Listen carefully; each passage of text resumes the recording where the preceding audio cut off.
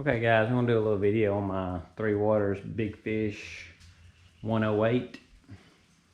I bought this thing about a month ago and been fishing out it a couple times.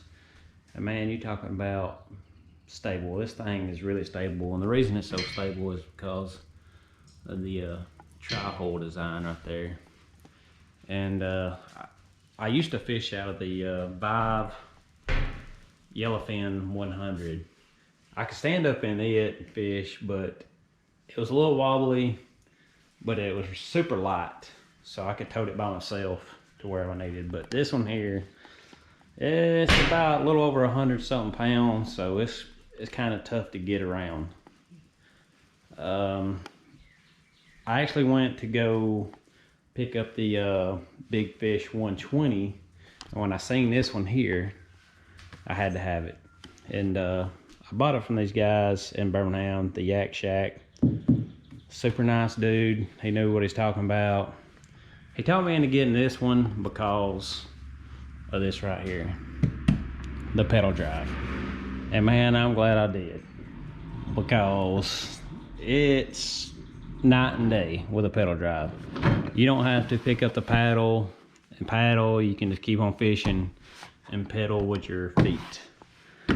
And this thing drops in and out here, the little lever, and then this is what it looks like up under there.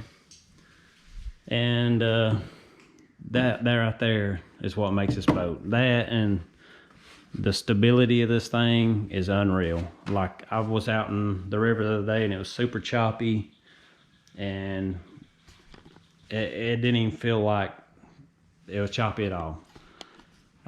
This is how you drive it, by the way, with the 8-ball steering column thing here. It's got the little rudder in the back, and that's how you drive it right there. But talk about a couple things. Oh, I only got the Hummingbird fish finder here. My buddy got an upgrade on his boat. He got the big Hummingbird touchscreen deal, so I got his downgrade. Yeah, it's really downgraded, huh? But anyway, I can show you how I got it wired up.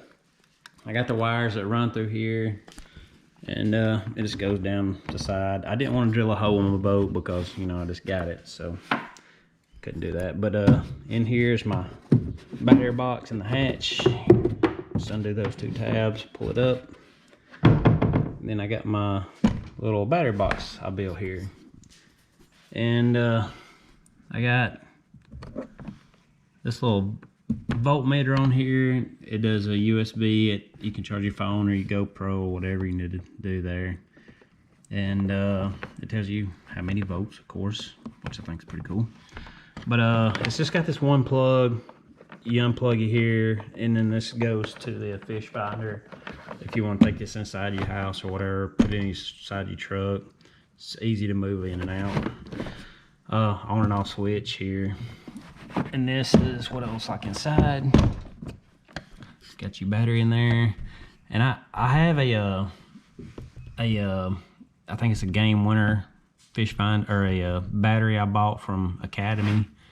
I won't say it's 20 bucks, but it's rechargeable. This one, I'm pretty sure it's not rechargeable, but it's lasted a pretty long time. I've used this battery, I think, 2 days, and it's, you know, still got 12.1 volt, which is pretty good. But I wired all this up myself and watched a couple videos on how to do it on YouTube. There's lots of videos out there, but you just latch it back up in there and she's ready to go. But the only thing I don't like about this kayak is this right here. This is the transducer mount, and I got this foam from this little box here. When I was in the water the other day, it was real choppy, and water was coming up through this little hole here, and it was splashing, I guess, in this box. So when I got done fishing, water was all the way up to here in this battery box here. So I took this foam and put it in there, and hopefully that'll work. I hadn't tried it out yet, but that's the only thing I don't like about this kayak, is that little deal there. It's because where it's at, they make it where you can move it up and down, but it's got a pretty big hole. And see, when the water, I guess, splashed up in that hole, you wouldn't think it would, but it does. But that's the only thing I don't like about it. That's they need to change that. But anyway, I got the feel free crate bag in the back here. It's got the 5 rod holders in it. Man, this thing, it's got a lot of storage. Yeah, it's easy to tote, and it does hold all 5 rod pretty easy because I put all mine in there, and it'll hold them really good. And this thing kind of got some rubber on the side that's real hard, and it don't look like it's very tough, but it is. But other than that, that's my video, and hope you guys liked it. Thanks.